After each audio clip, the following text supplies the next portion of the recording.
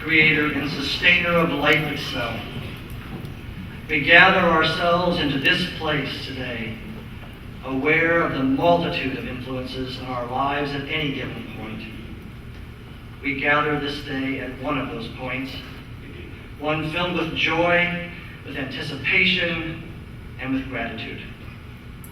Many different paths have brought us to this point. Yet we acknowledge here this morning that our lives are forever interwoven. As we gather into these moments of celebration, we pause to give you thanks. As learners and teachers, as family and friends. To give thanks for those who have helped shape us and for the realization of your grace, upholding, guiding, and molding us throughout our lives. May this time be a time not just of letting go, but of being open as well. Open to an unseen future into which we believe and trust that you will continue to lead us and to love us. Amen.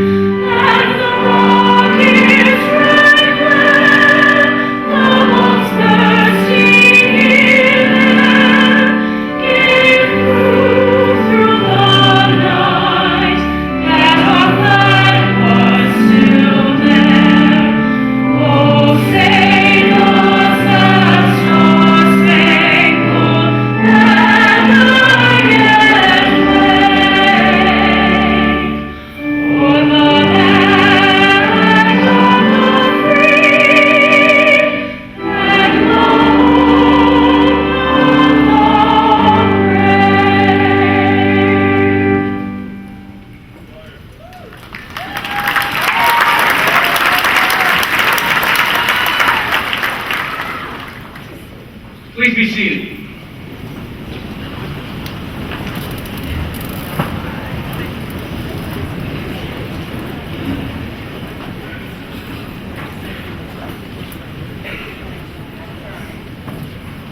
And good morning to the members of the class of 2008. I extend sincere congratulations.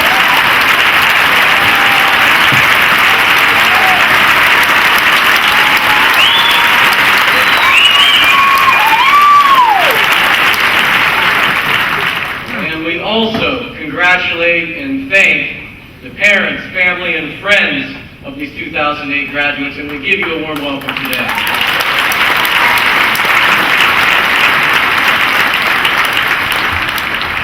Members of the platform party, trustees, alumni, faculty, and staff, I greet you and hereby declare the formal opening of Juniata College's 130th commencement ceremonies. And I now turn the program over to President Keppel.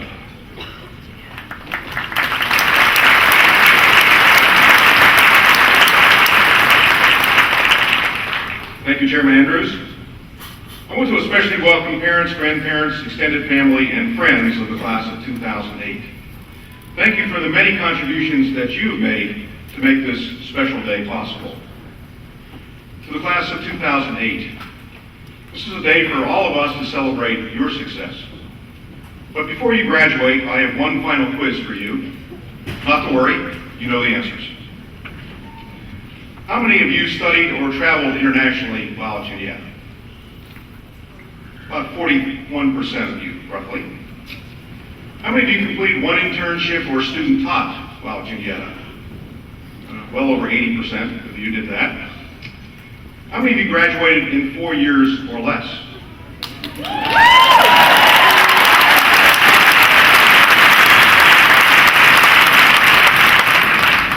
I knew your parents would like that. We think that's about 93% of you, so congratulations on that. This spring, there'll be 1.3 million students graduating from 2,600 colleges and universities across the United States. A few of those classes will have a better percentage in one or perhaps two of those areas. But as far as we know, no other class has a better percentage in all three than the Juniata class of 2008. Congratulations.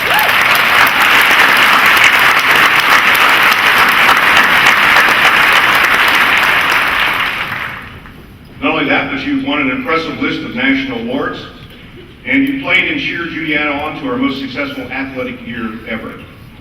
Well done, and thank you, class of 2008.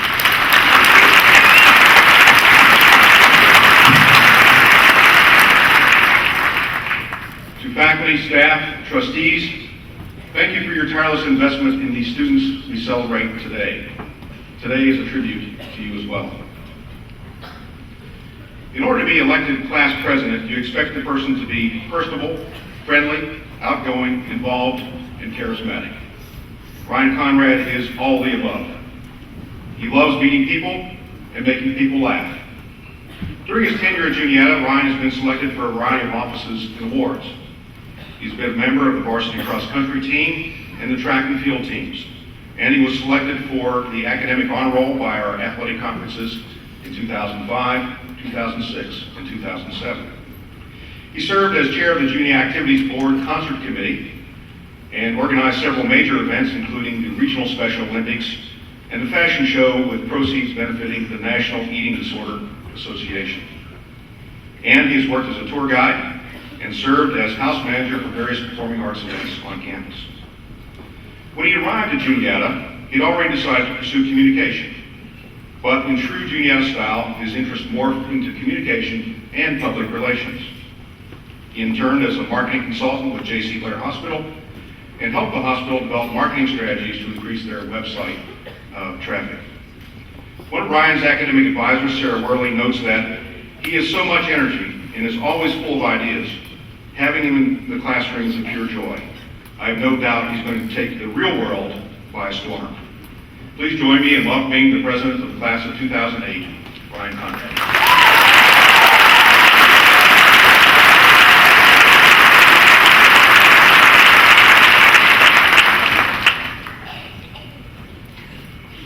Dr. Andrews once said, "The human contribution is the essential ingredient.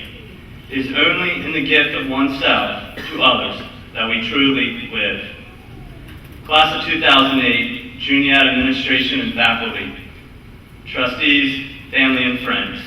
This very quote was scribbled down amongst many others in a letter sent to me by my grandmother that echoed the theme of giving.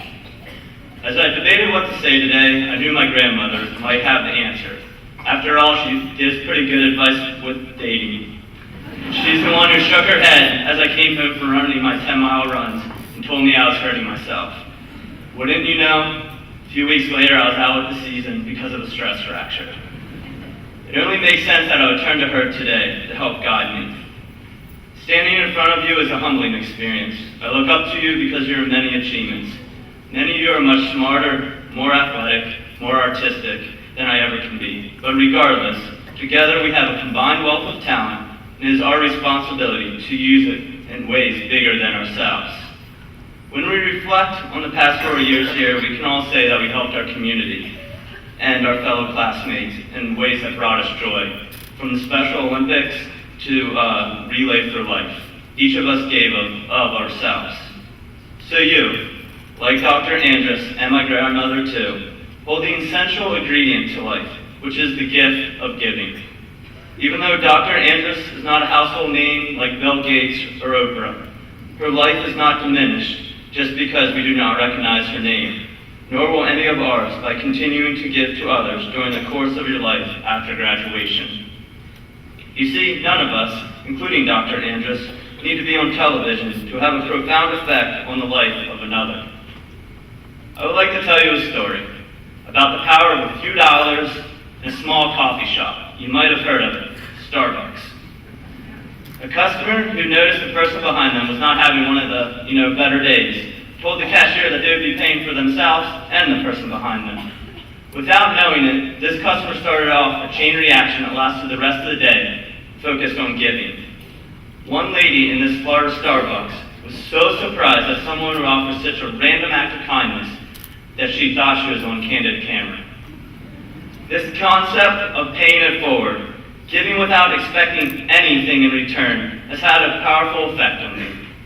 So, today, each senior has received a Starbucks gift card for $5. After sweet talking Starbucks for free shipping and thanks to our school. So, please let this be a tangible metaphor for how to continue or even start a life of giving. In the coming weeks as we disperse across the United States and for that matter the world, I ask you to find a Starbucks and start making a difference with the card you're given today. I challenge you to walk into that Starbucks, buy yourself a drink with your own money, but then hand the card to the customer behind you. Sure, you might be tempted not to do this, I understand. What does $5 or a cup of joe mean to anyone anyways? Well, just think back to this past weekend, when we came together for a benefit concert, was asked to chip in a few bucks to help a fellow classmate's brother who is suffering from cancer. We must start a tradition of giving with both time and money, because as you see, even the smallest act of random kindness can make a big difference in someone's life, and for that matter, your own. And I hope this Starbucks will serve as a starting point. The last 4 years, we have been immersed in a culture that is rich in tradition. When the going gets tough and you're stressed out in a few months and you find yourself eating ramen again, I encourage you to reinvent Mountain Day and give of yourself to help someone in need. Remember, the essential ingredient in life is the gift of helping others. And remember, you are somebody special and important, even if you're not famous for doing so. Class of 2008, a quote that I live by daily is by the late distance runner Steve Prefontaine. He once said, "To give anything less than your best is to sacrifice the gift." His words resonate with me because in our lives so far, we have been told to do our best no matter what. And in the stressful years ahead, we'll be told time and time again to work that 70-hour work week just to meet deadlines. But what is it all for? Just to add a few digits to the paycheck? What Prefontaine emphasizes is that we don't give up in life, that we weather the storms, because if we give up, we are truly wasting our gifts. My friends, I wish you the very best. Continue to strive for greatness. If we learn to use our gifts for the betterment of each other, then the legacy of the class of 2008 will live on forever. Thank you.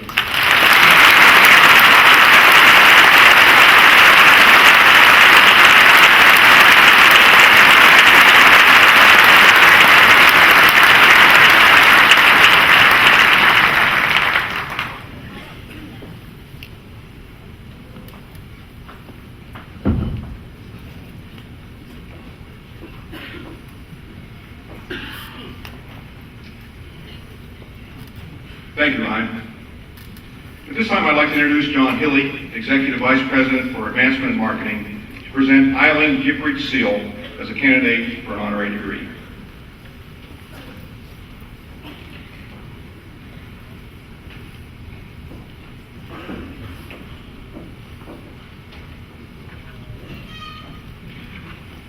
Beneath the gentle demeanor of Eileen Sill is the iron will of a business-savvy, world-class chief financial officer.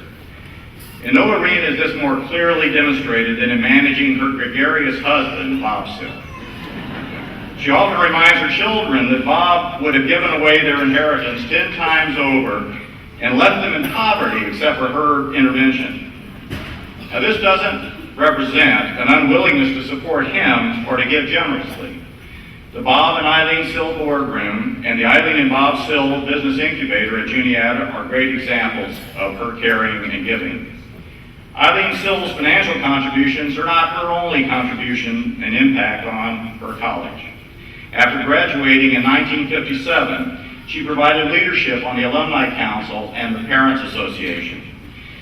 And she also helped to shape the present and future by serving on the committee that selected our current president, and on the planning committees for the Sports and Recreation Center in which you now sit, as well as the Campaign for Sciences, which produced the Von Levy Center across campus. She's in her third term as a trustee and has served those trustees as chair of the Business Affairs Committee. For those who carelessly leave a participle dangling, Eileen's 26 years as an English teacher kicks in. While grading essays and correcting grammar, she prepared 4 children to be business and personal successes, guiding all but one to complete degrees at Juniata College. Subsequently, she devoted increased energy to her career as Secretary-Treasurer of R.D.S. Sill Insurance Agency, the family business shared with her husband and best friend Bob. Nan, as her grandchildren know her, is their favorite cheerleader, rewarding accomplishments with her famous mashed potatoes and apricot chicken. I've yet to have any of that served to me, by the way. Smaller successes and everyday challenges qualify for endless hugs and encouraging words. The measure of any person is as much the love and devotion of friends as it is the quality of the lives of their children and grandchildren and career successes. In this, Eileen is a model for us all. Every day is peppered with calls and visits by Eileen and Bob's many friends, those from 50-plus Juniata years and those met recently. Eileen is truly a lovely and a loved person. On behalf of those she has taught and touched, President Keppel, I am honored to present Eileen Gipprick-Sill for the degree Doctor of Humane Letters, honoris causa.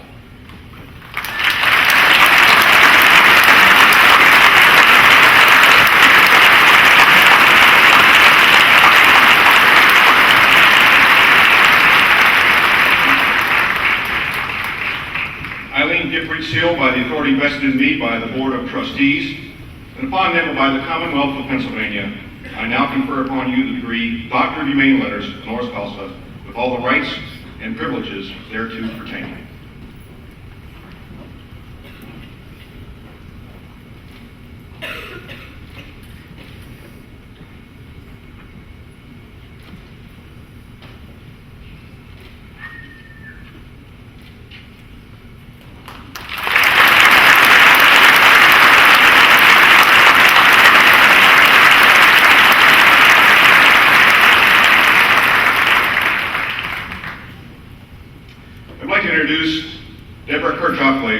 Professor of Biology, to present the Michael J. Clegg as a candidate for an honorary degree.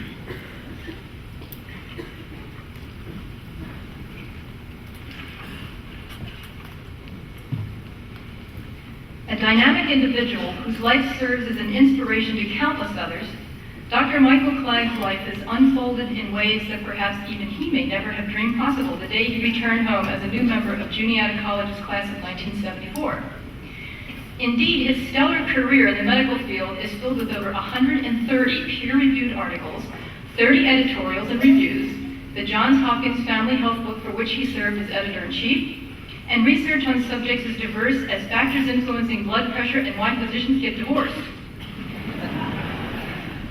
He has been recognized with awards for excellence in many areas, including for his work in mentoring and as a champion of public health.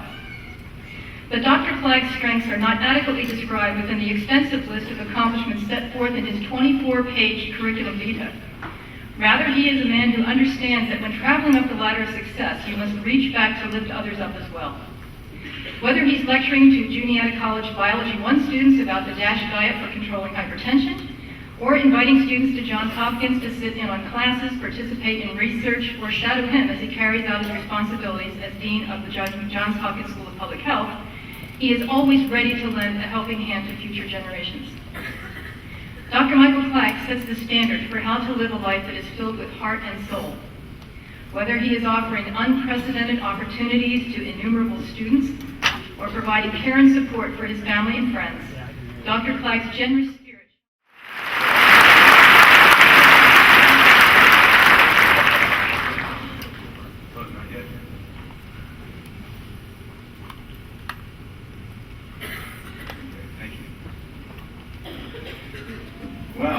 That Michael Clegg sounds like a great guy. want to say President Keppel, Dr. Kirchhoff Glazer, members of the faculty, Juniata grads, and their families, other distinguished guests. It's really a pleasure and an honor for me to be here today, especially to receive this honor from an institution that I really love and has made such a difference in my life. When President Keppel called me with the surprise invitation to be a commencement speaker, I have to say, though, that my gratitude and my pleasure were tinged with regret.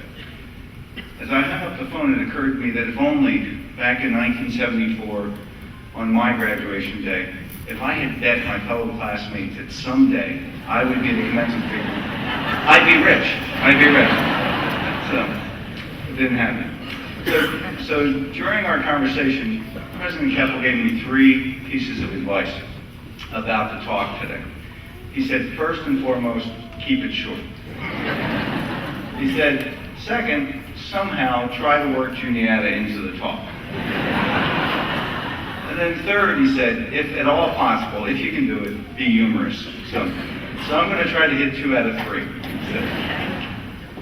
So despite his wise advice, I was at a total loss about what to say. I had never given a commencement address before. Try as I might, I just couldn't come up with any ideas. And then I remembered that when I was appointed dean of the Johns Hopkins Bloomberg School of Public Health, my predecessor, who was a very wise and talented man, gave me 3 red envelopes with numbers 1, 2, and 3 on them. And he told me to keep these under lock and key. That if I had to deal with any crisis or challenge that I could not solve, I should open the envelopes. So in my first year as dean, I had this terrible budget crisis. There seemed to be no way out, and the president of the university was not happy with me. It's a terrible thing to happen to a new dean. So I reached in my desk, and I took out the first envelope. And I opened it and it said, blame your predecessor.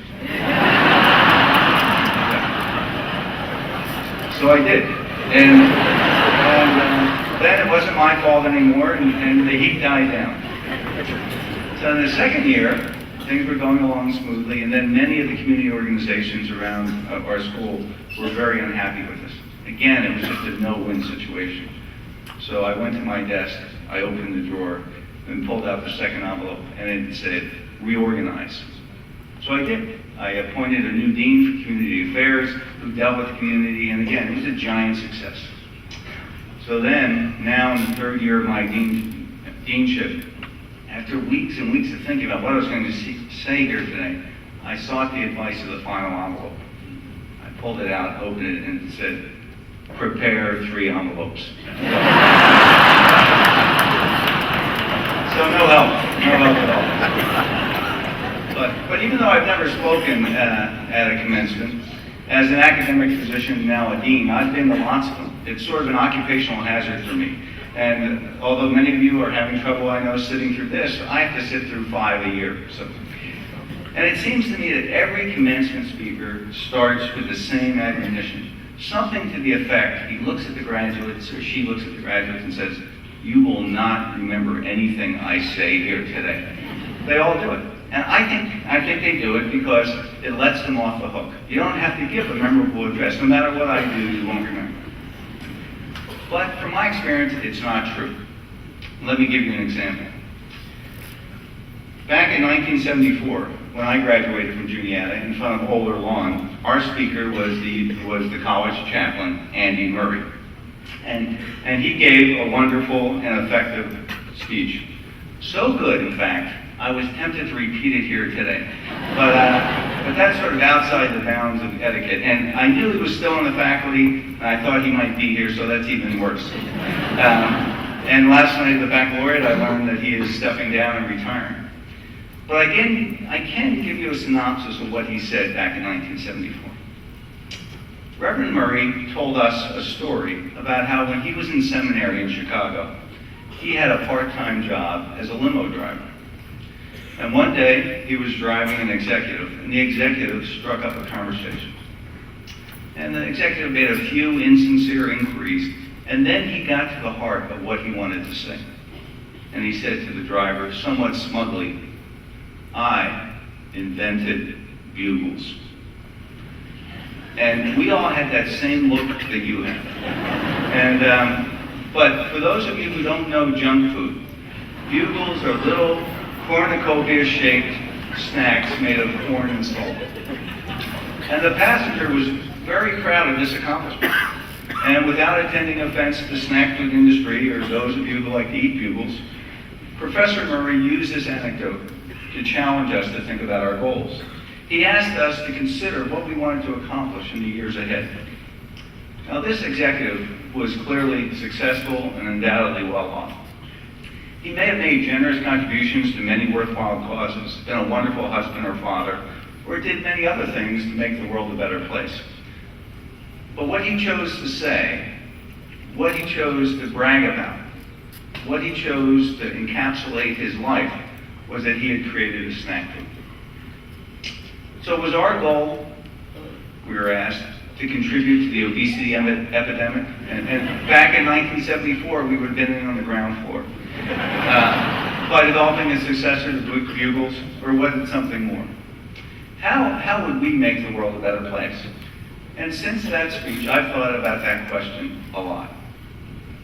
Now, one of the things that I learned soon after graduation, surrounded by fellow medical students, all of whom seemed to have graduated from Yale or Harvard or Princeton, was that Juniata had prepared me surprisingly well. The power of high expectations, the virtue of hard work, the value of articulate communication, the importance of honesty in adhering to core ethical principles. These lessons have seen me through every personal and professional crisis I've faced. And I'm not going to tell you about those. I'm going to resist that temptation. But they were great lessons. And I learned them not only from faculty members, people who aren't on the faculty anymore, Joe Semp, Ken Rockwell, Jim Gooch, Klaus Kaplan, and a lot of others, but also my fellow students, and especially the friends that I made here.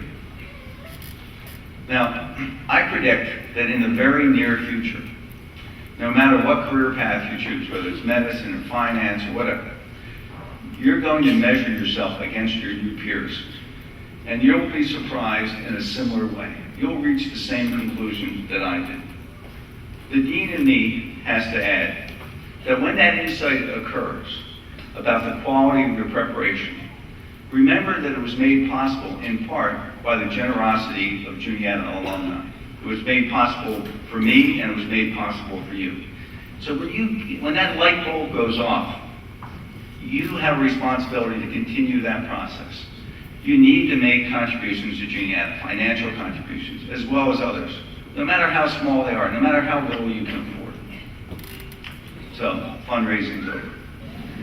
Now, commencement speeches are about dispensing advice, and I'll just digress a little to give a little bit of advice. Here it goes. You know, what I do is, in many ways, a professional advice giver. I've been on the faculty at Hopkins since 1987, and before that I was on the faculty at another institution. So people come to me for advice all the time, and usually it relates to career advice, sometimes about research, sometimes about other things. And from many years of those discussions and observations, I've observed that the inability to take advice is a fatal flaw. And it dooms you to reinvent the wheel. And there are people who just cannot take advice, who continually seek advice and can't take it. So what I would say is seek out advice from those you respect. And at the very least, consider it before you discard it. So you face a much different world today than my class did when I graduated. Tuition and the cost of living were a lot cheaper back then. Educational debt was a lot smaller. PCs and the internet hadn't been developed. In fact, my roommate got the first-hand calculator at Juniata, and people would come to our room to look at it. So, the Berlin Wall and the metaphorical iron and bamboo curtains were facts of life. The world was a bigger place back then because communication was harder and international travel was much more expensive. So even though our world is smaller today, however, we have a lot more people. About 7 billion people today compared to 4 billion when I graduated. And now, just as when I graduated in '74, Americans consume the resources of the world at a rate that's wildly out of proportion to our percentage of the world's population. Although the world's a much better place now than it was 30 years ago, we still have big problems. In public health, what I do is a field that by definition takes on big problems. We like big problems. We deal with populations and population-based solutions. So let me give you some examples of big problems from my own field of public health. In Afghanistan, 279 of every 1,000 children die before age 5. That's 30 times the death rate for children in the U.S., where 9 out of 1,000 children die. Think of that. In Afghanistan, parents bury 1 out of every 3 of their children before age 5. The average childhood mortality around the world is 60 per 1,000, 7 times that in the U.S.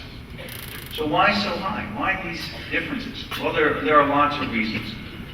But much of the world doesn't have access to clean water, adequate nutrition, or medical care for mothers and children, commodities that most of us take for granted. Those of you who have been to Africa and Asia have seen families scoop water out of mud puddles in the middle of the road.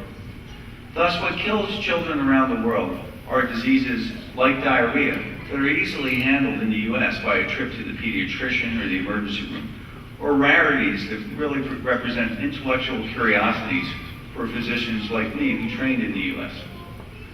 Malaria is a good example. The malaria parasite has this incredibly complicated lifestyle, several different phases, and I had to memorize it for every medical board examination I ever took. And I then promptly forgot it because I never saw a patient with malaria. It was such a nuisance. Although we didn't use the word nuisance, it was the same thought. And then I went to Zambia and saw parents sitting by the cribs of their children who were in coma from cerebral malaria. I saw parents who were overjoyed because their 4-year-old had woken up and was now able to take food from a spoon, even though because of the cerebral malaria, the child was now blind and deaf.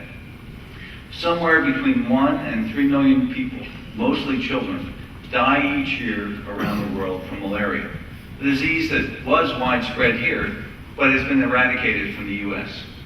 Malaria is no longer a nuisance to me. It's a killer. Disparities in health and income outside the U.S. are large.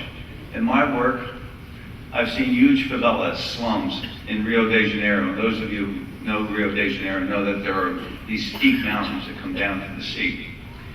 So I've seen these huge favelas that extend up the mountainside, and they're at eye level with people on the 20th floor of luxury condo buildings who are barbecuing on their terrace. I've gingerly stepped over raw sewage flowing around shanties and black townships in South Africa, while BMWs and Mercedes rush past us on a nearby highway. But we in the U.S. are not immune to such disparities. As a physician, I worked in federally qualified health centers, which are the safety net for people in the U.S. who can't afford care. For 22 years, I was a practicing physician at Johns Hopkins Hospital, taking care of people from the surrounding community, and it's a very poor community. Health disparities were something I dealt with on almost a daily basis. But in September 2005, even I was rocked. The Red Cross had asked me to go to Houston. I was a new dean, and they needed somebody to coordinate between the Red Cross and public health agencies. They wanted me to assist with the Hurricane Katrina relief effort. I ended up in the Astrodome, and when I walked through the Astrodome, it was hard to believe I was in America. These folks, overwhelmingly African American, gave new meaning to the word poor. They had very little before, and now even that had been taken away. Anyone with a credit card was in a motel. Nobody in those shelters had a credit card. They were truly the have-nots. So why should we care? Why do we care about obvious disparities? Why care about childhood mortality outside the U.S.? Not the U.S., it's outside the U.S. Well, I believe that health, not just health care, is a basic human right. So for that reason alone, we should care. There's an imperative to care. But a second, more selfish reason is that desperate people do desperate things. When basic human needs aren't met, especially in the face of glaring disparities, social unrest is created. And we could talk a long time about the social unrest around the world today. But lastly, the world is a smaller place today. So when a new infectious disease emerges in southeastern China, it spreads around the world not in decades, like it took ages to do, but in days. It's in our self-interest to do more to help others, no matter where they are. President Keppel's advice to me to include Juniata in my talk, although well-intentioned, was unnecessary. My experience at Juniata shaped my life. It broadened my horizons and gave me the tools to ask questions and to be successful. It's impossible for me not to talk about Juniata. In the same way, the education that you've gotten over the last 4 years, at least I think 90% of you, 4 years, gives you an incredible leg up on the world. The question is, what are you going to do with it? What are you going to do with this foundation that you have built? And it's not been given to you. You created this foundation through your hard work, using the resources that were made available to you. You have the opportunity to make choices that will affect not only your own life, but the lives of many others. So in closing, I dare each and every one of you to make a difference, to have the courage and stamina to take on big problems. Lord knows our society has many big problems: global warming, environmental pollution, poverty, among others. Take your pick. When we start our professional lives, there's a temptation to think that all the great achievements have been accomplished, that problems are now too big or too complex for one person to make a difference. I can tell you from personal experience, not my accomplishments, but looking at others, that nothing could be further from the truth. All it takes is a willingness to work hard, a desire to do a job well, and perseverance. Big problems are solved a little bit at a time. Think about it this way. I graduated 34 years ago. When you step into that limo 34 years from now, like the executive who created Bugles, what will you tell the driver? What sentence will summarize your life's work? Whatever your story, make it a meaningful one. Thank you.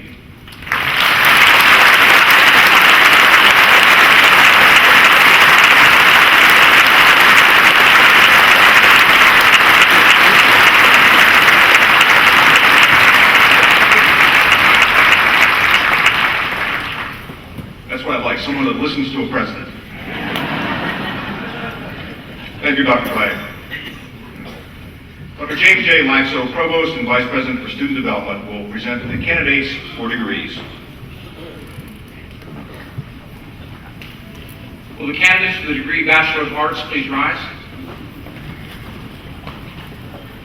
Mr. President, I have the honor to present 103 candidates who will fulfill the requirements for the degree Bachelor of Arts. By the authority vested in me by the trustees of Juniata College, and upon them by the Commonwealth of Pennsylvania, I now confer upon you the degree Bachelor of Arts with all the rights and privileges thereto pertaining.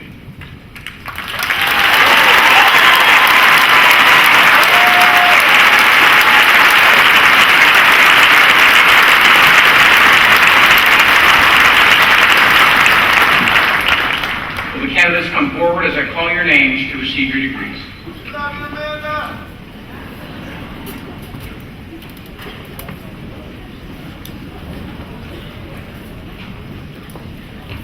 Sugi Abu Abbas.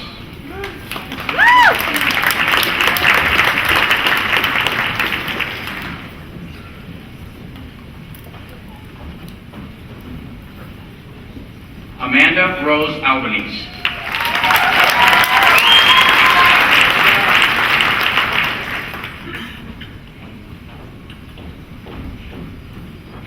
Mugna Arach.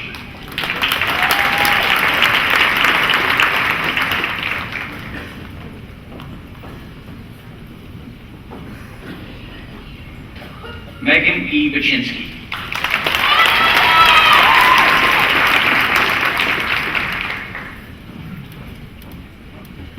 David L. Bayer.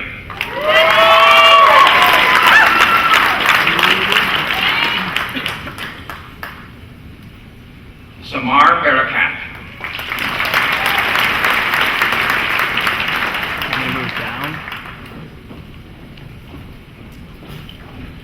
Todd Andrew Bates.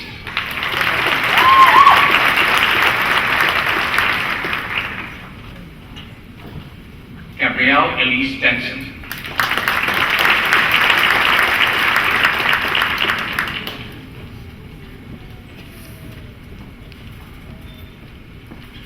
Trisha Megan Bitetto.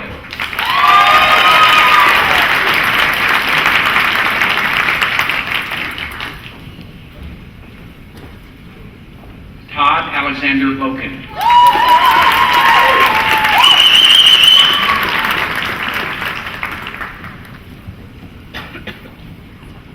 Casey Louise Rook.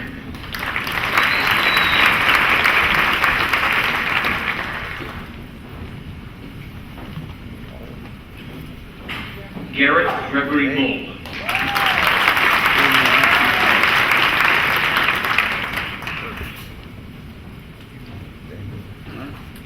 Courtney Marie Callis.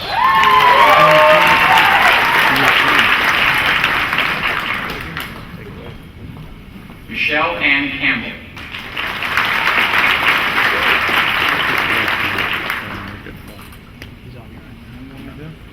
Brian Vincent Cannon.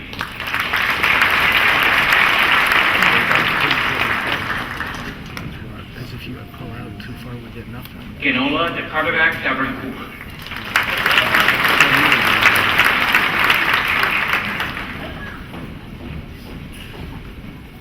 Megan Ann Chaperon.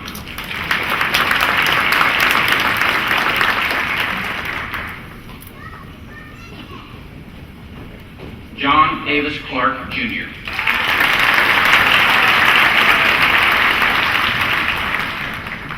Ryan Patrick Conrad.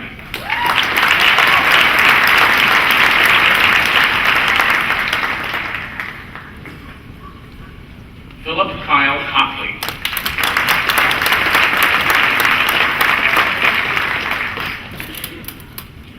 Troy D. Pomerine, cum laude.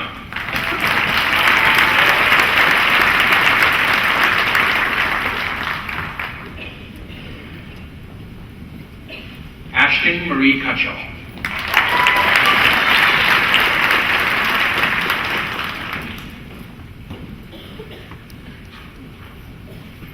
Catherine Marie DeCourcy.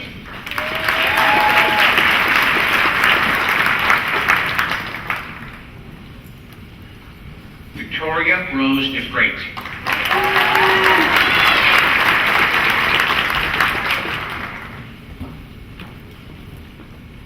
Ashley Dawn DeMoro.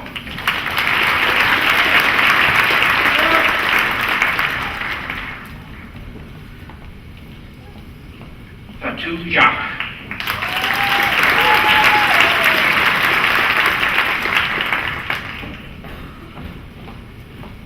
Colleen M. Dubray.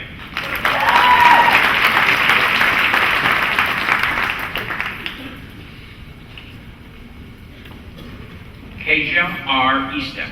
Cum laude.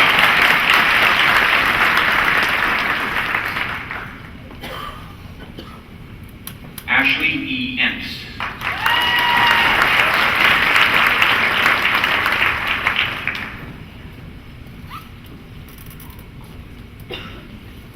Allison Nicole Estright.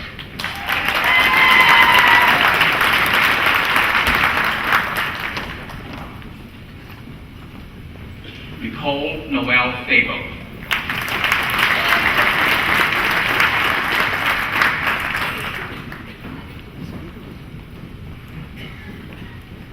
Jennifer Nicole Farmer.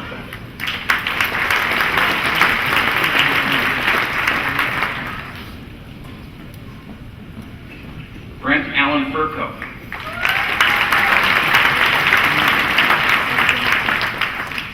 Michael M. Fisher in absentia. Emily Jean Fitzgerald.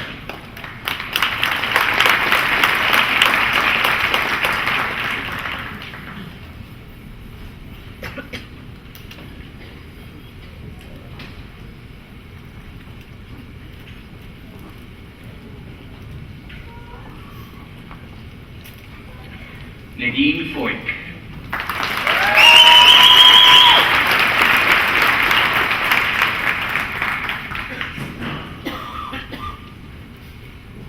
Matthew Brendan Fritz.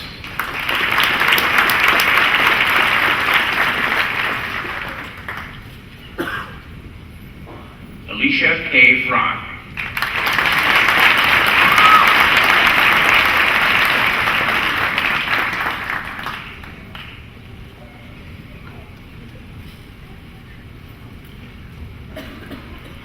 Mika R. Gayhart.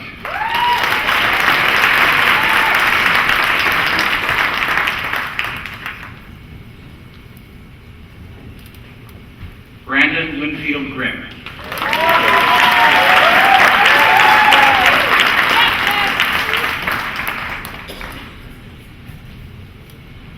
Linda Jean Guy.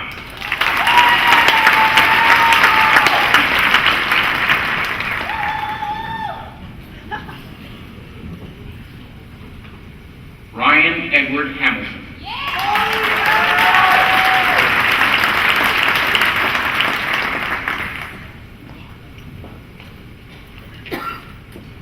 Tessa Renee Hand.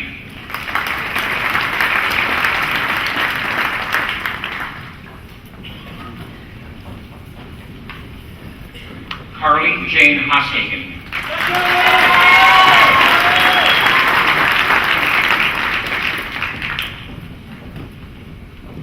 Noriko Hayashi.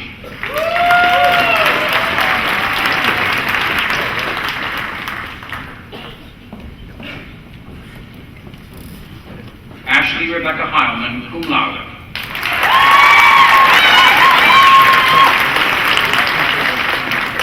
Allison Marie Holberg, in absentia.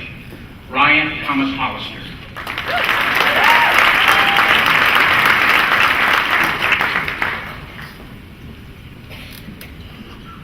Eric Thomas Hoover.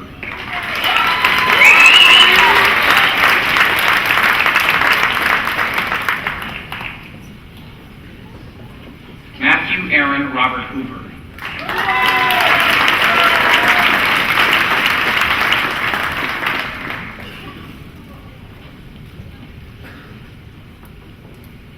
Courtney Melissa Ruth Ruska.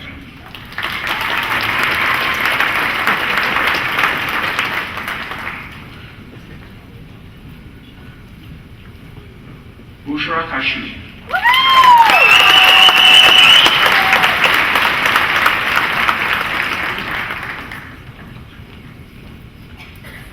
Jonathan K. Neff.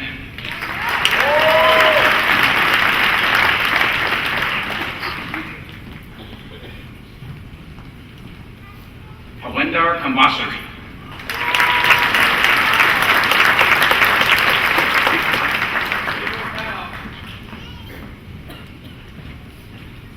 Amber Renee Laird, cum laude.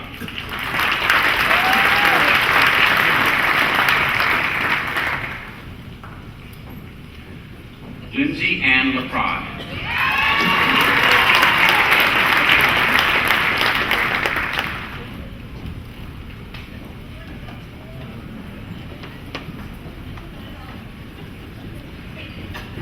Sarah Elizabeth Lakeland.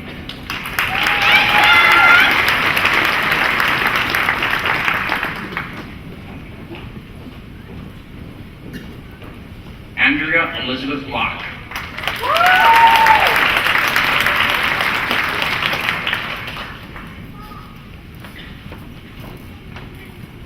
Matthew T. Lovell.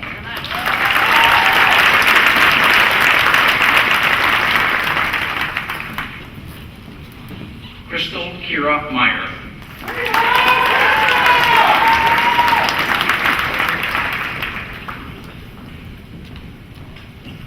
Jill Park Malcolm.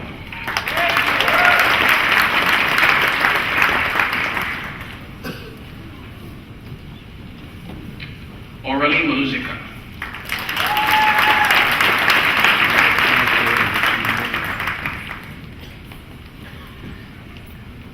Joseph A. Mazzella.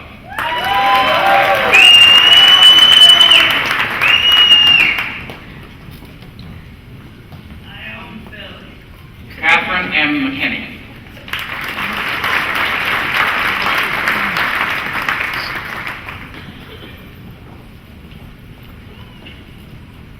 Tara Maria McMinn, magna cum laude.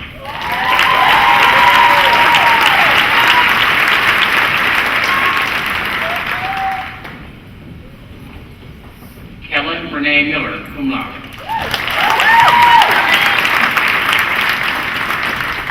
Mark E. Modak, in absentia. Shiloh Marie Mokin.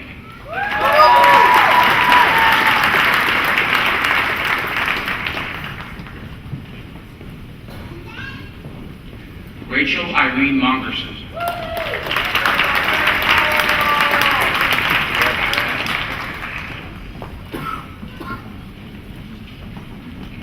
Derek Grayson Morris.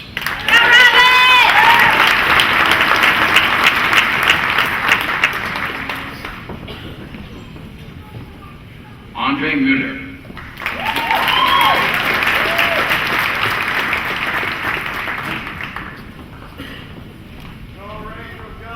Ashley Lynn Musgrove, summa cum laude.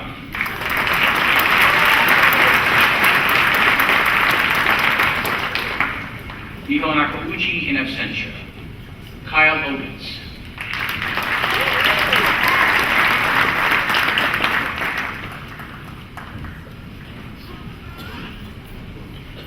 Suzanne M. Oston.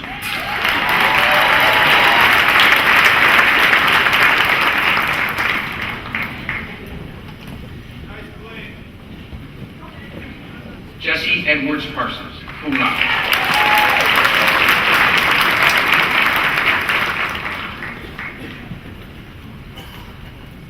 Jigar J. Patel.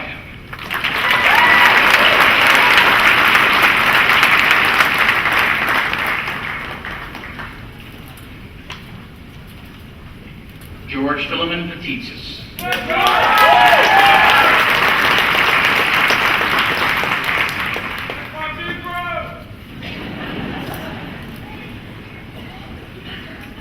Jawad Haika.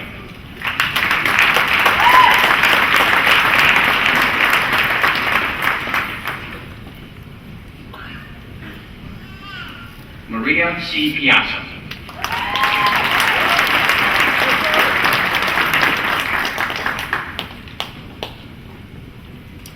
Alan Ray Compiani.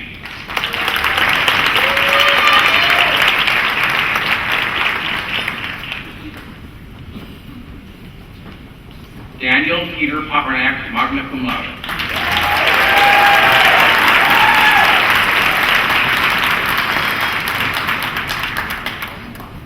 Kelly V. Papernik.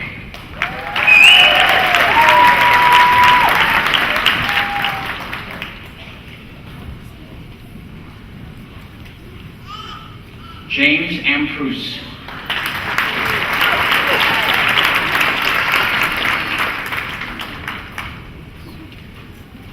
Elizabeth Amber Rattenberg, cum laude.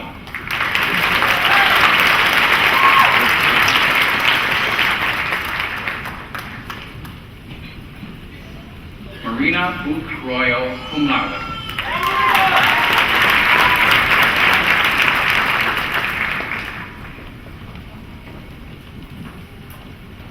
Sean Michael Runry, cum laude.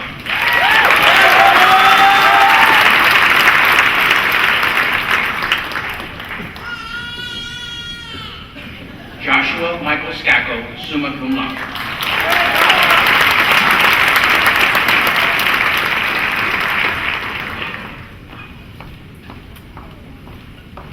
Sylvia Sengkeller.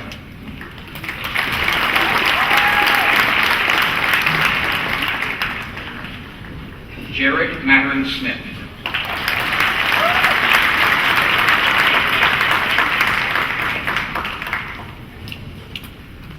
Anna Watt Sowash.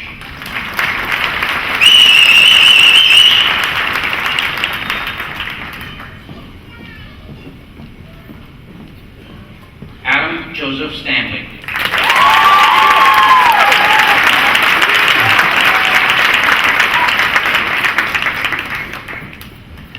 Lance Tavish Tippett.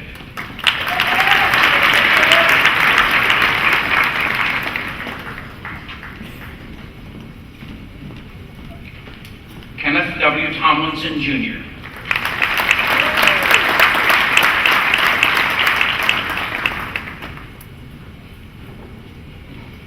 Jacqueline Joy Truland.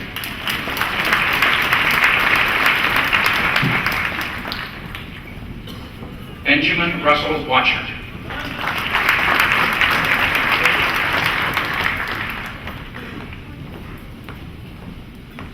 Kimberly Beth Wagner.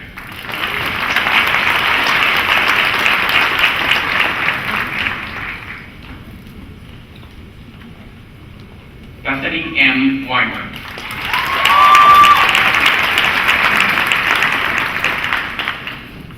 Megan E. White.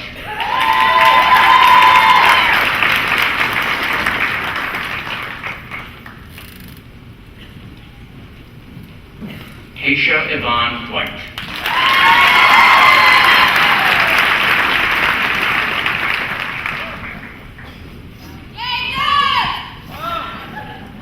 Amanda J. Weimer, cum laude.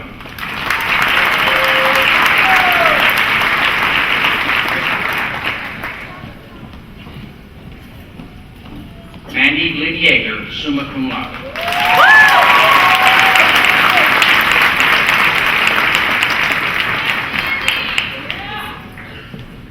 Jessica L.B. Zuzik, summa cum laude.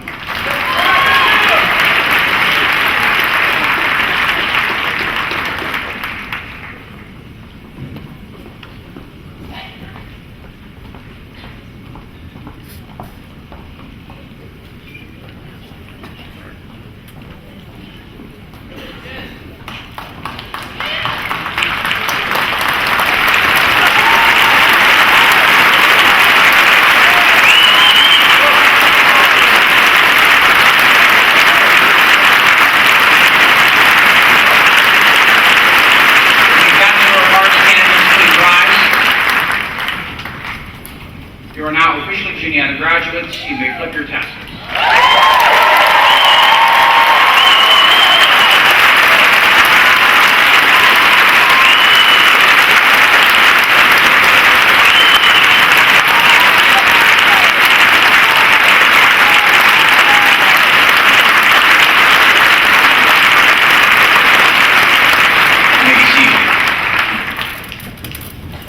Will the candidates for the degree Bachelor of Science please stand? Mr. President, I have the honor to present 228 candidates who have fulfilled the requirements for the degree Bachelor of Science. By the authority vested in me by the trustees of Juniata College and upon them by the Commonwealth of Pennsylvania, I now confer upon you the degree Bachelor of Science with all the rights and privileges thereto pertaining.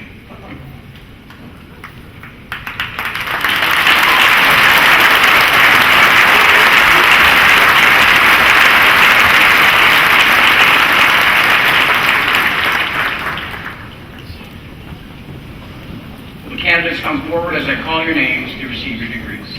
Want me to print it out now? Andrew Adams.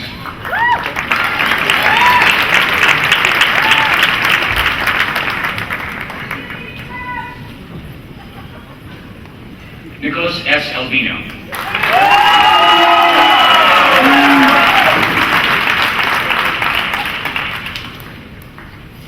Carol Lynn Armbrust, magna cum laude.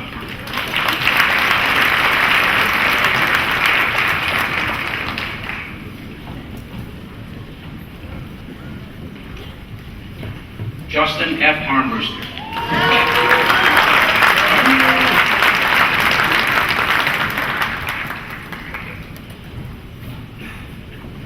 William Michael Allmiller Jr., magna cum laude.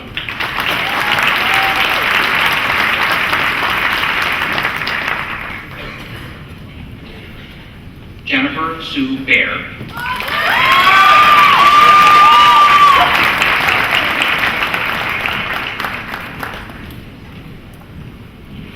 Marty Justin Balaban.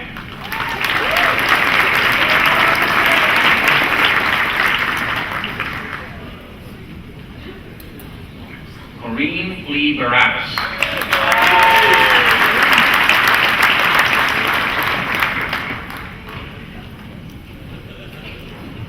Susanna Veranova.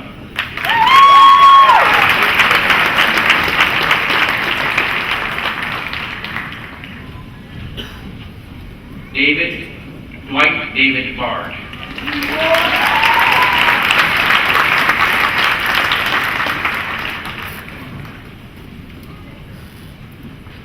Todd R. Beaumont.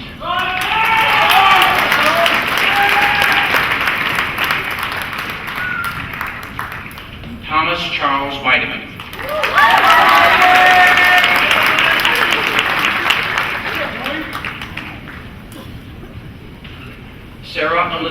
Markey, cum laude.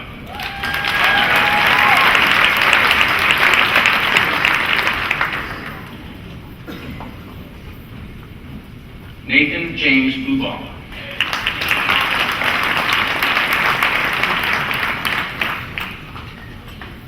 Jacob J. Blue.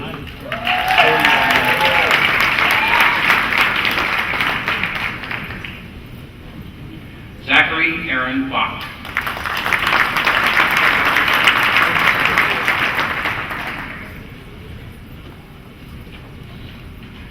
Brandon Anthony Bogus.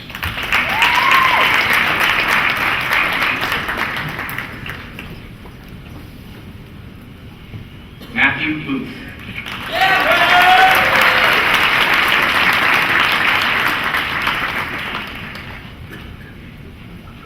Hirian Bonsilal O'Reilly.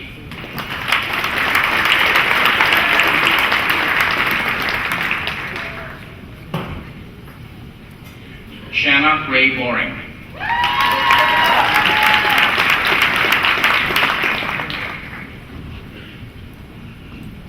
Whitney Blair Bornstein.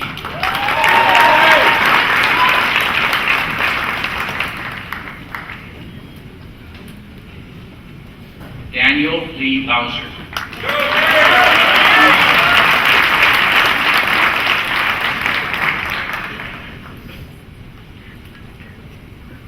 Rosie Anna Bradley, magna cum laude.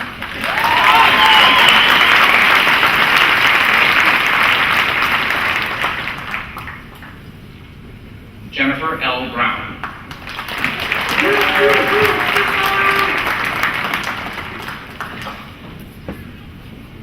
Lindsay Michelle Bruner.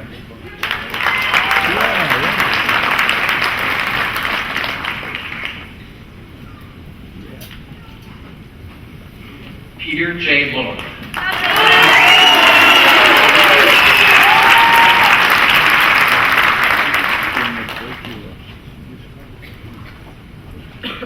Deborah Ann Burkhart.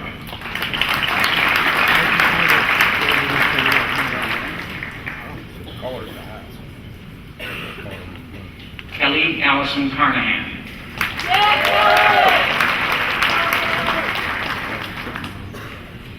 Michael Adam Chat in absentia. Justine A. Clark.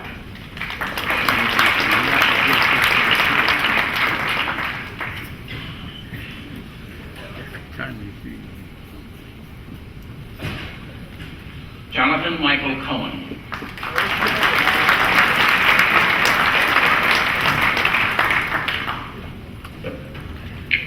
Michael Aaron Constant.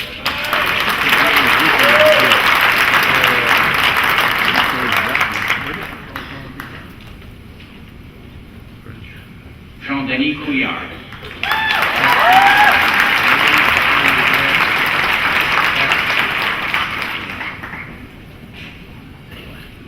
Mary Kathleen Corsi.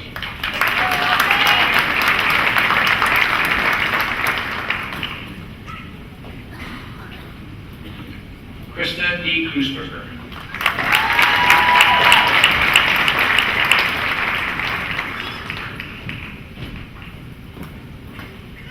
Elizabeth M. Cushman.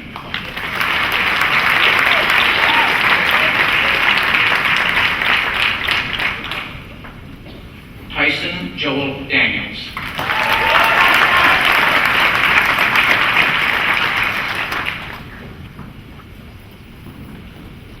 Anita Sunil Desai.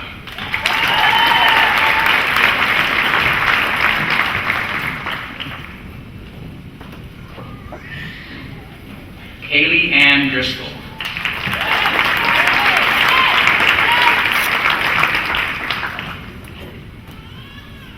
J.C. Lynn Duzick, cum laude.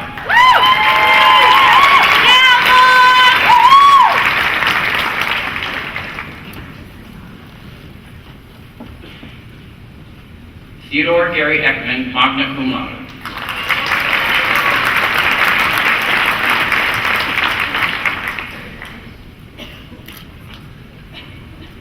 Caitlin G. Eager, cum laude.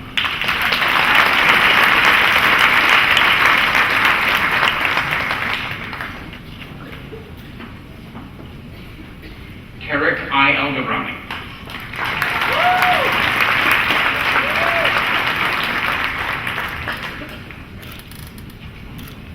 Jason M. Enoch.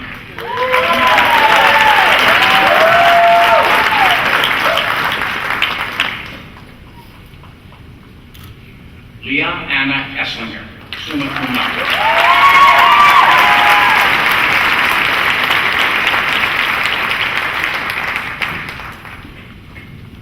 Thomas Mark Evans, cum laude.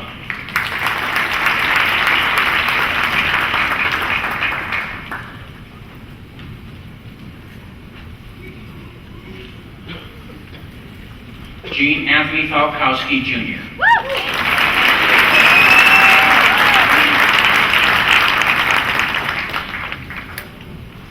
Lucas A. Furster.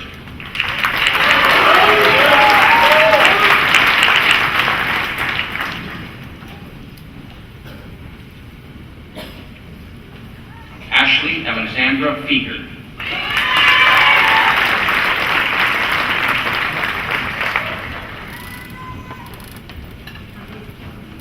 Kelly Elizabeth Finnan, magna cum laude.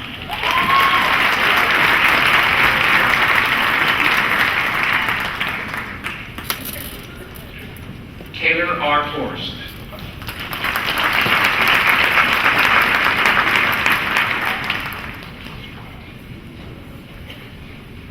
Andrew P. Fornato.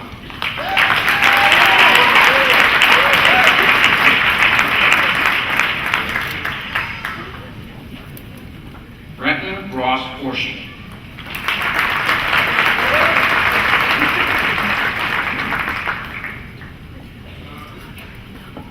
Tiffany Yolanda Fortson.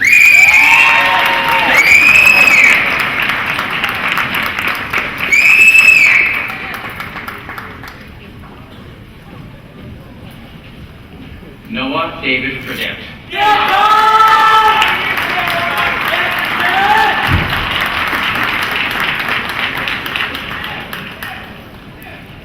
Nicholas Theodore Gable.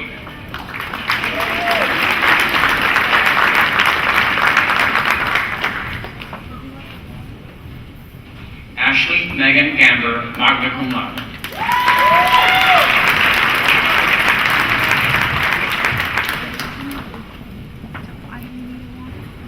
Kai E. Goss.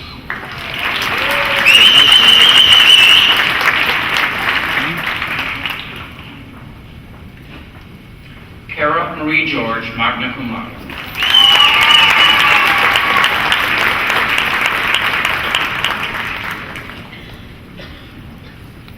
Timothy P. Gill, Jr.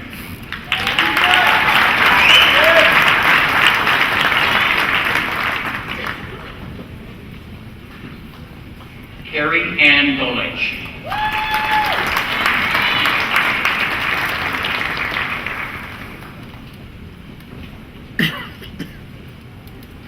Karina A. Gonzalez.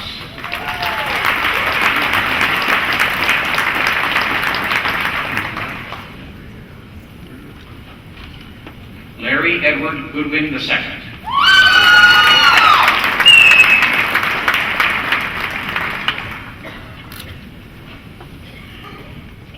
Jared Lee Goss.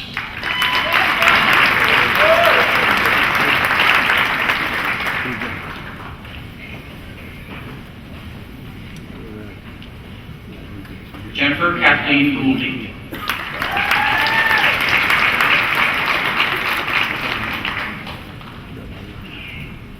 Daniel A. Grace.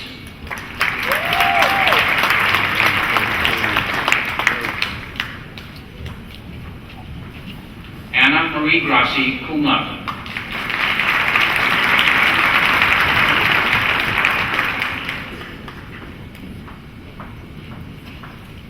Allison M. Gressick.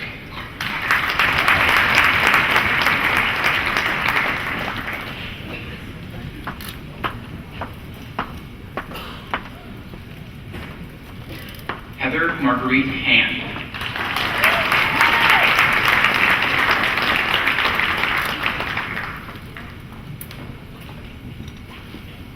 Courtney Elizabeth Harris, cum laude.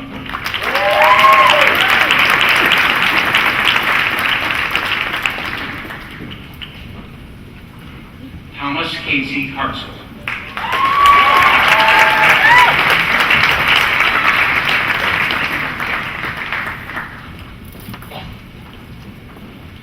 Patrick Dale Haskins.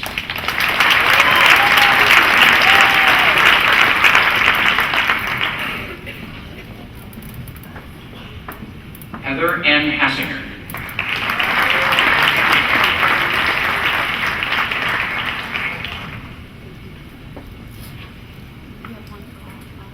Joshua Michael Hatch, magna cum laude.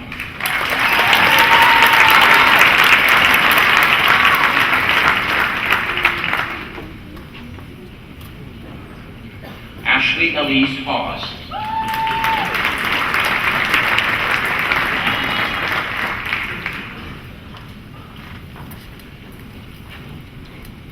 Andrew P. Heath.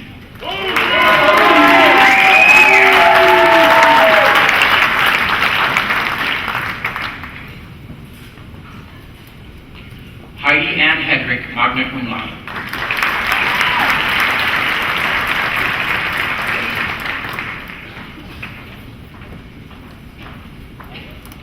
Catherine Marie Hugo.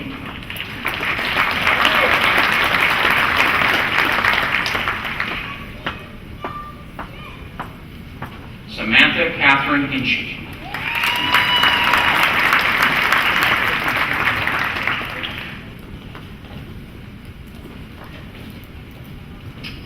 Caitlin Hallie Hinson.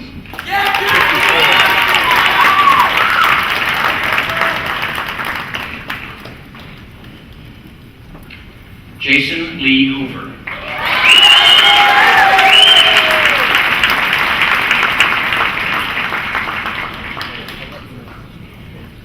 Joseph Daniel Houck, cum laude.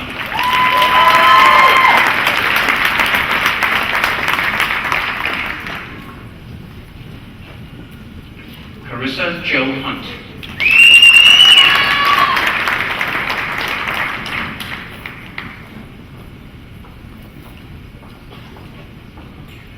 Jenna Marie Houston.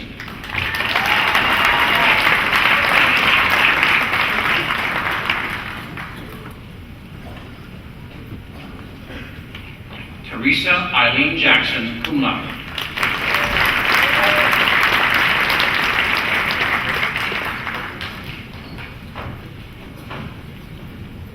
Allison Marie Jacques.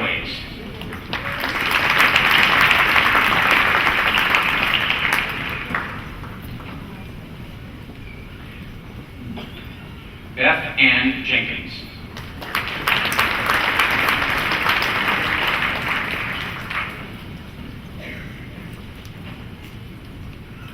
Eric Stephen Jenkins.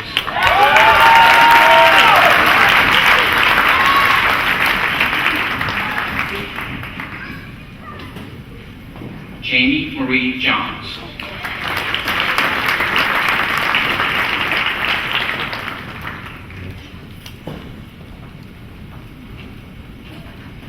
Greta E. Urickson, cum laude.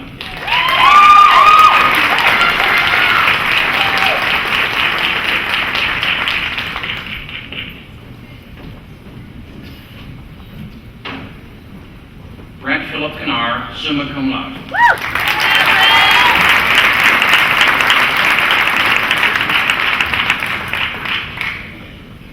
Matthew Holland Katz, magna cum laude.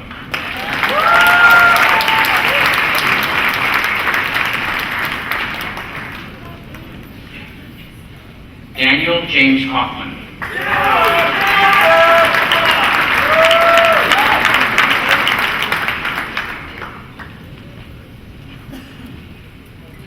Casey Marie Kelleher.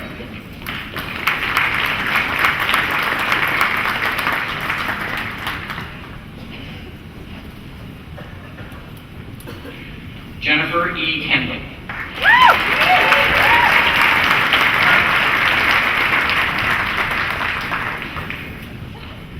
Jeffrey William Kleinberger, cum laude.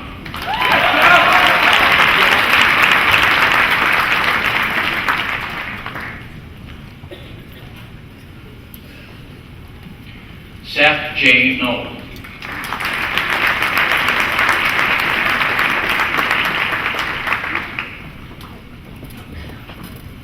Christine Marie Koleski.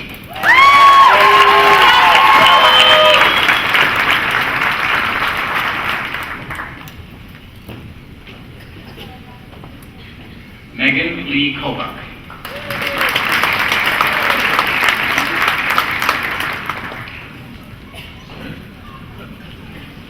Cheryl Patricia Koza.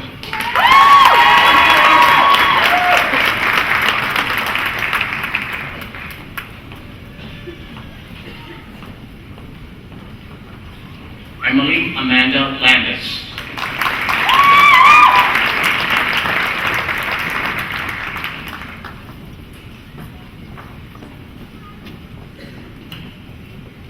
Lash never could do it, he was told. John Edward Lash.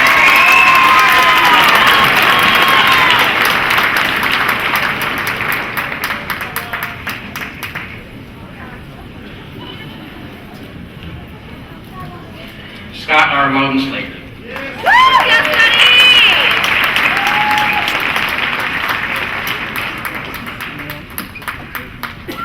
Alyssa L. Laughlin. Cum laude.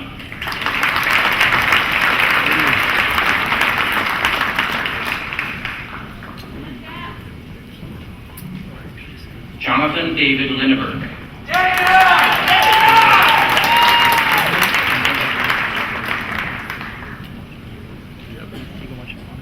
Joshua C. Lingenfelter, magna cum laude.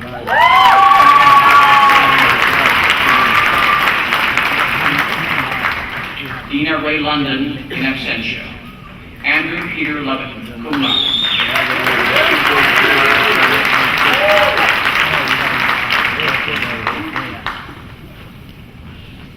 Matthew Cole Lukens.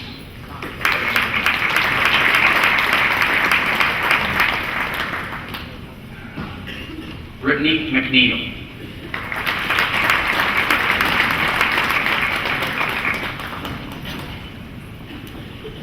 Kara Lynn Malik.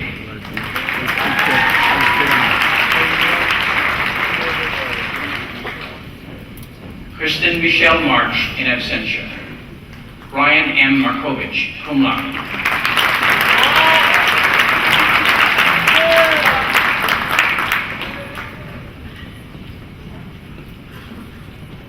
Michael Peter Martin.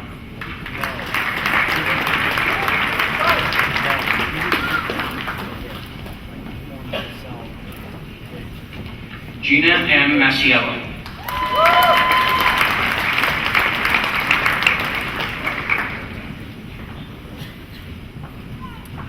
Jesse R. Masquiller.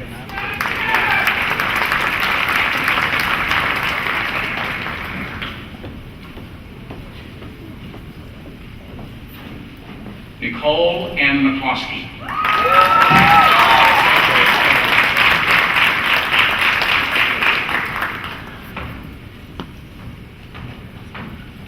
Sean David McDonald.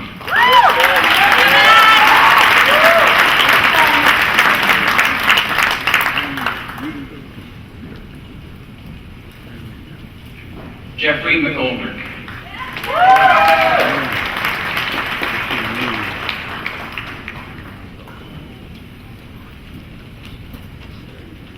Heather Lee McMinn.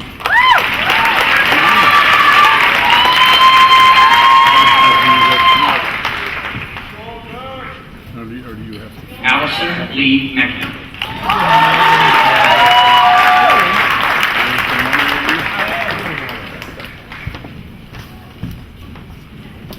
Jennifer Christine Mellis, cum laude.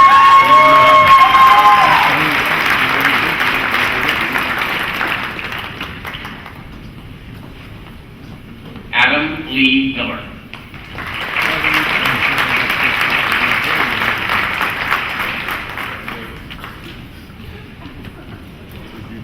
Lindsay Ann Miller.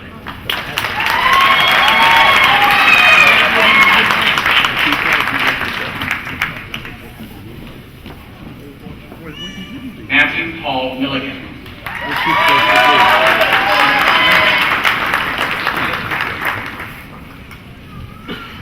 Nathan G. Minarchik.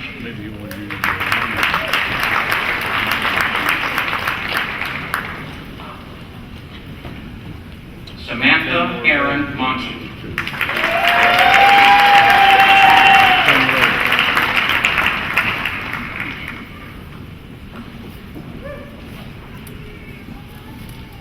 Michael Francis Motley.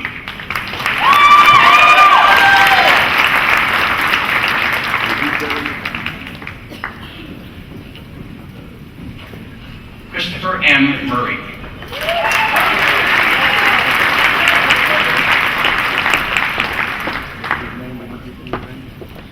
Stephanie Sylvia Murray.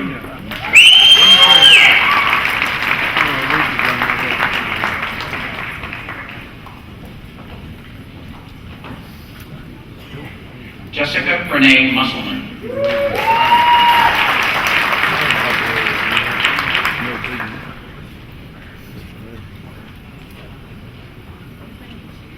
Brett Drakeley Noggle.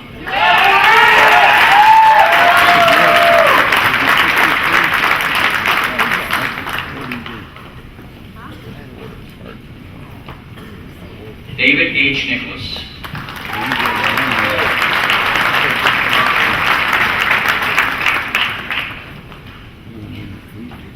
Amanda Christine Noel.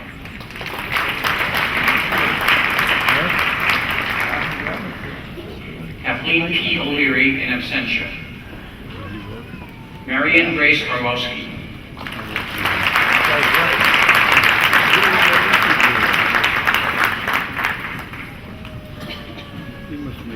Daniel James Orndorff.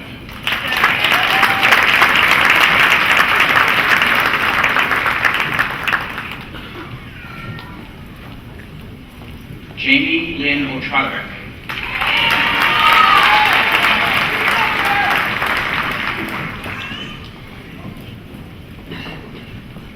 Grace Rebecca Pager.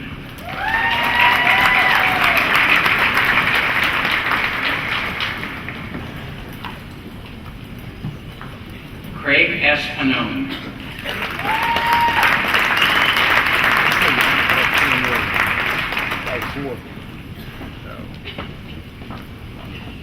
Andrew E. Papali.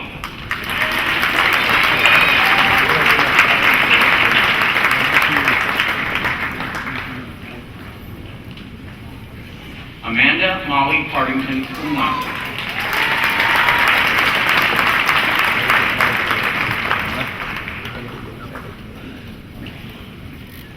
Travis Robert Paul.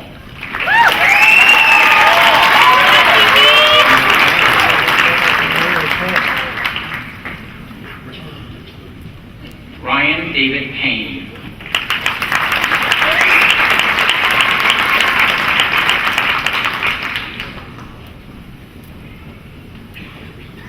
Tyler J. Payne.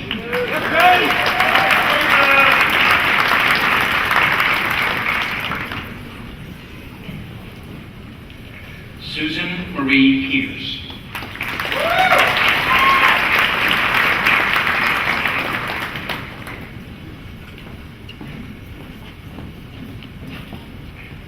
Rebecca Dix Plain, cum laude.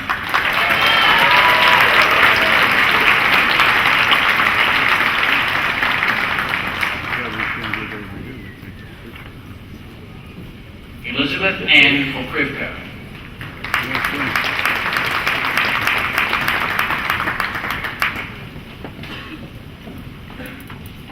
Dana Michelle Previte.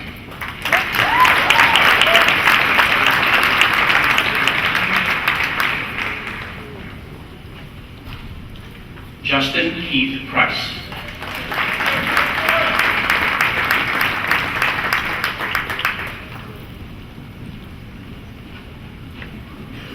Thomas Patrick Redmond.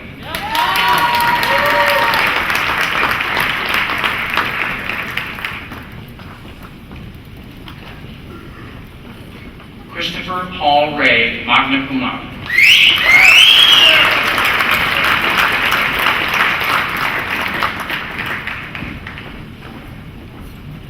Matthew E. Reich.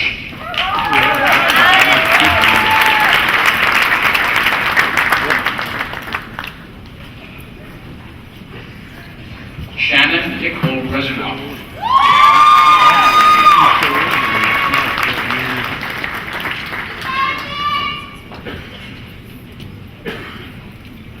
Kimberly Dawn Reveley, cum laude.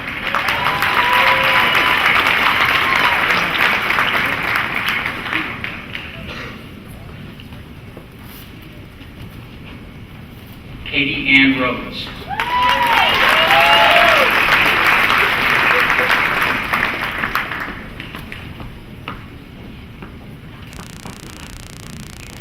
Jenny Marie Reinheimer.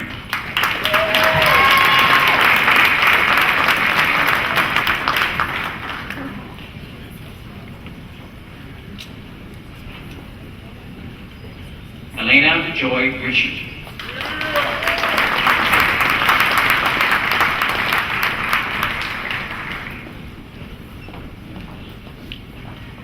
Jessica Jo Ritchie.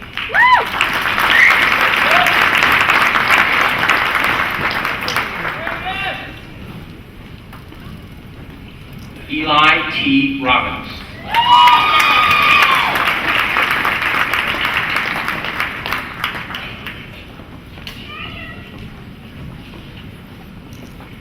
Jason David Robinson, cum laude.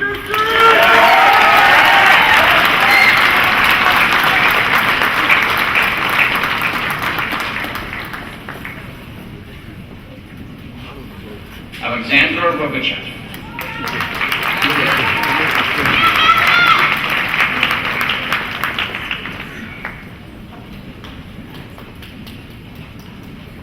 Carolyn M. Romego.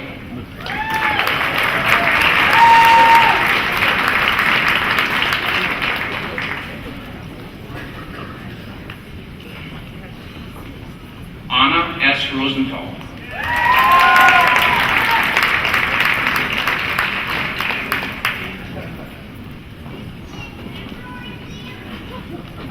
Lindsay Dawn Ruggles.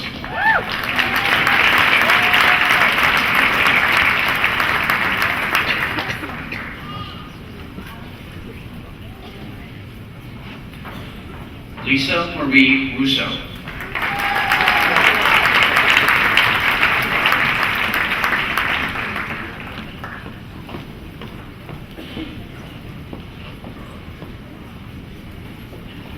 Jessica R. Save.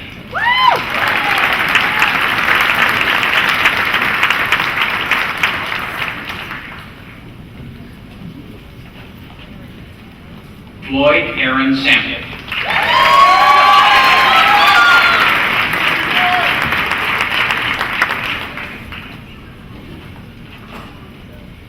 Leanne Sassaman, cum laude.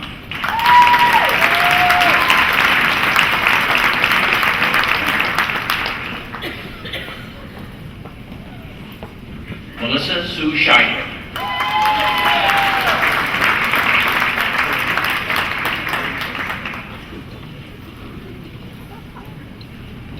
Matthew D. Schmidt.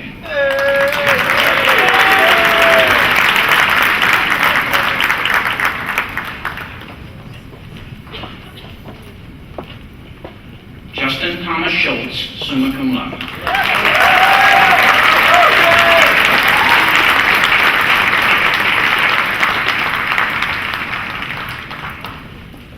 Wesley Allen Schwartz.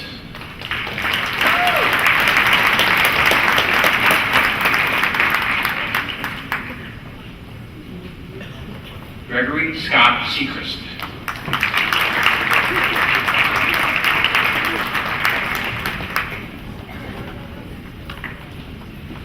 Gloria Ann Seal.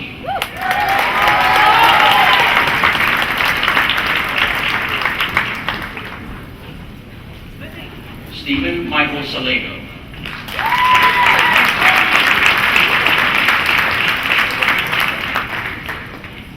Zachary S. Shadow in absentia. Cecilia Ann Schertz in absentia. Aaron Christopher Schatz, summa cum laude.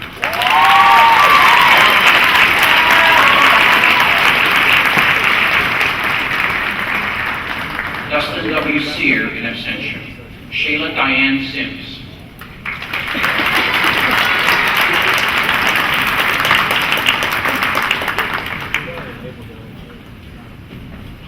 Cameron M. Sklavos Gillette.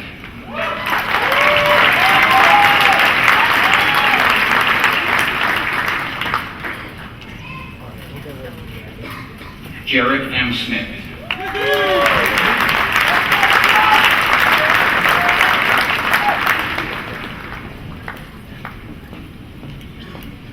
Andrew Richard Snyder.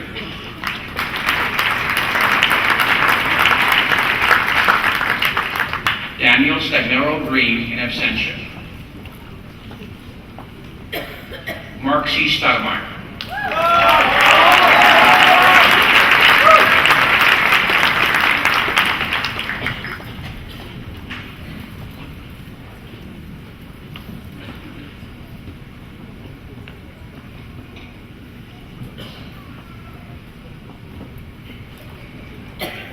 We're still deciding.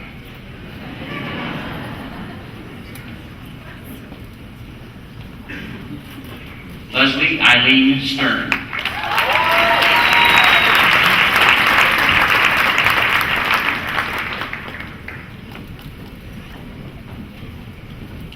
Kayla Bethany Stinson.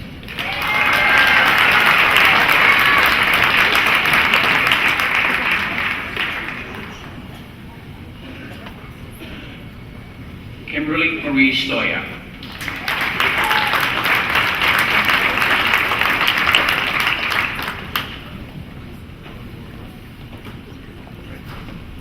Travis M. Sumner.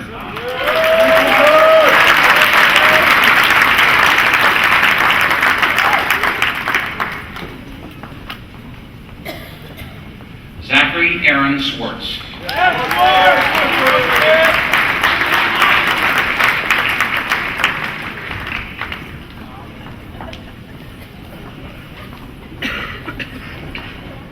Brian William Sykes, magna cum laude.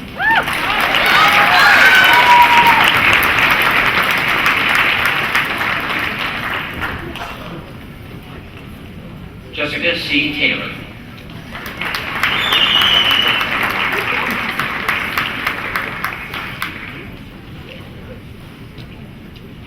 Tyler James Templeton.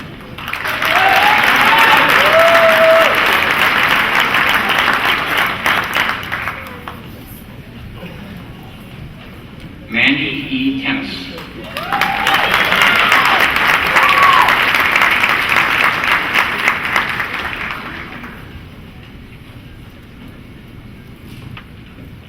Rachel Stevenson Thomas.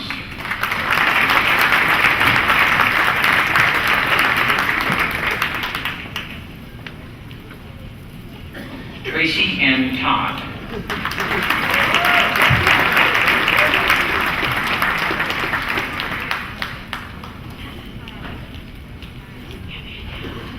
Michael Anthony Tolino.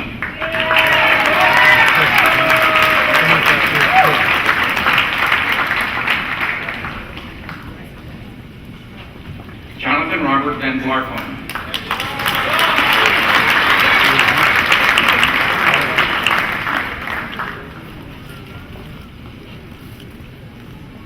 Marissa Ann Valesic.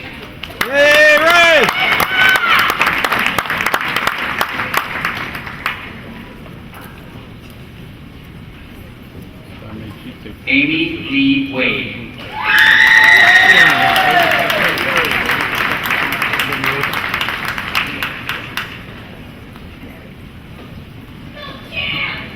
Nora Elaine Wainwright, cum laude.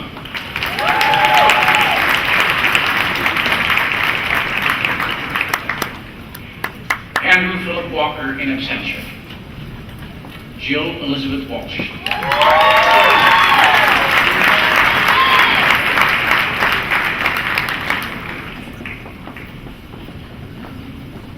Laura Elizabeth Waters, cum laude.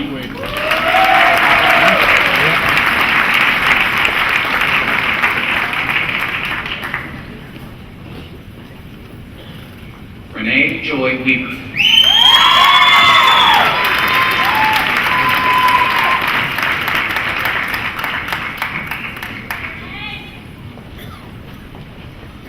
Laura Elizabeth Weber.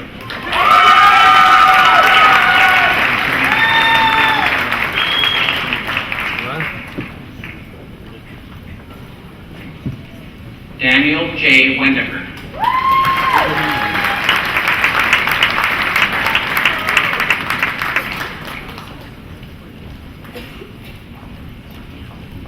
Mindy D. Warner.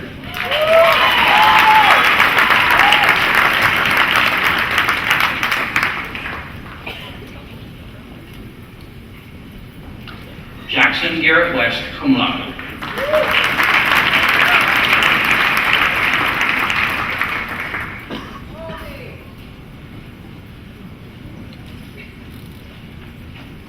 Kathleen Shea Wayforth.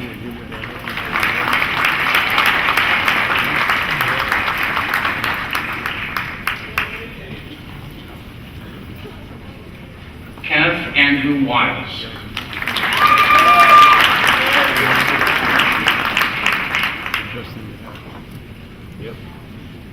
Stephen C. Wilpon.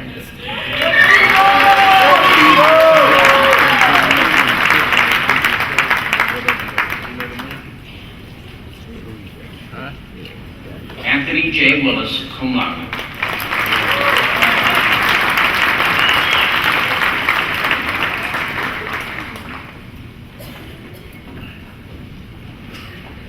Emily Catherine Wills.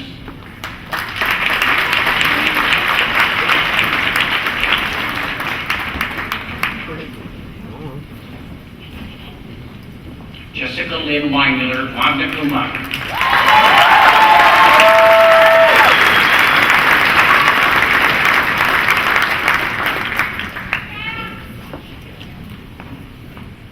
Beth Ann Woodhouse.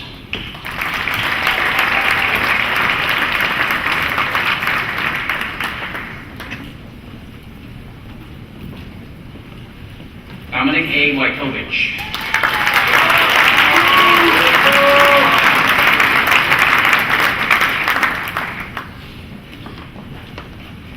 Matthew Ryan Yates.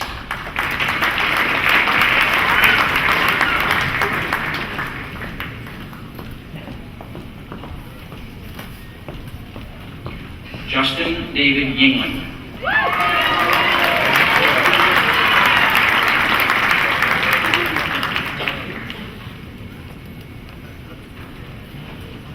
Michael Evan Zanuck.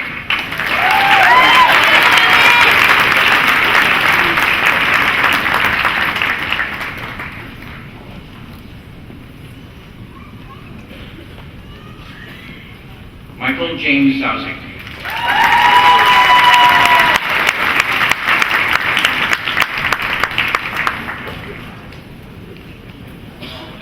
Carly Grace Stiley Zobek.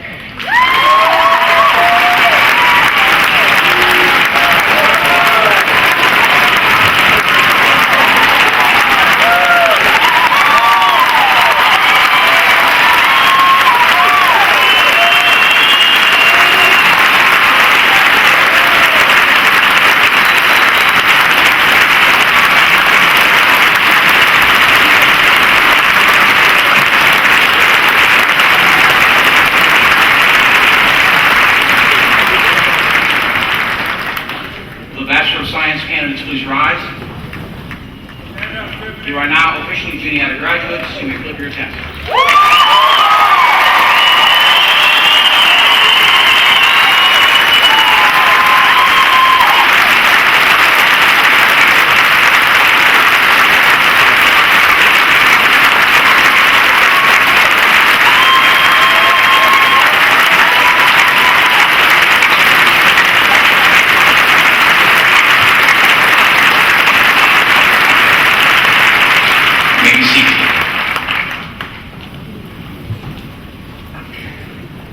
A special thank you to David Lukowski for baccalaureate, and also a special thank you to Dr. Laxo and Joanne Crew, Facility Services and Food Services for the commencement activities. At this time, I'd like to ask Adam Stanley, class of 2008, to lead us in singing the alma mater. Please remain standing for the benediction and remain in your seats until the trustees, faculty, and graduates have recessed.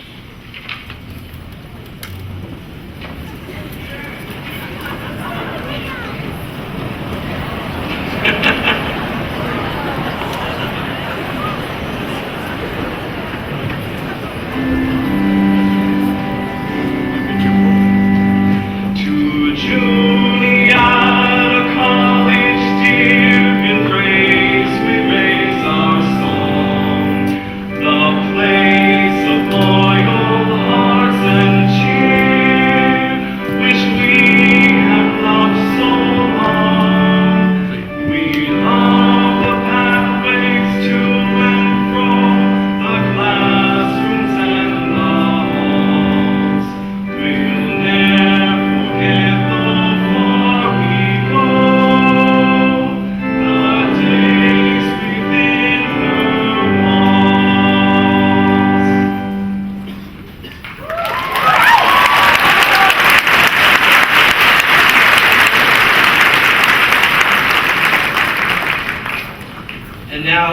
graduates of Juniata College, may you go forth into the new seasons of your lives, knowing that as one season ends, it blends into a new one.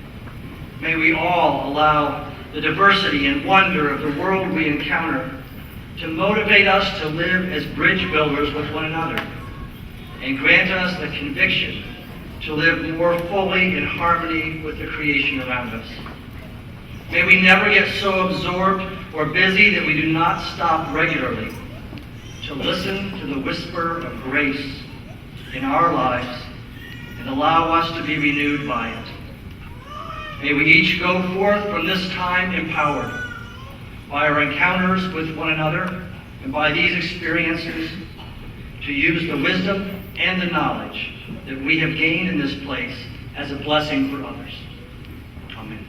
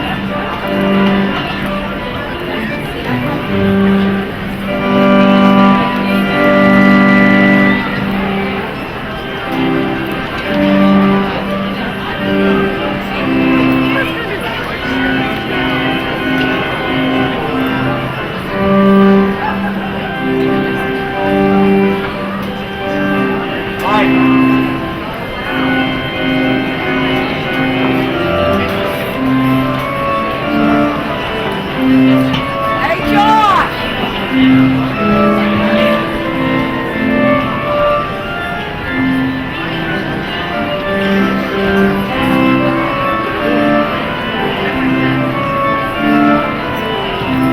yelled for you. I said, go,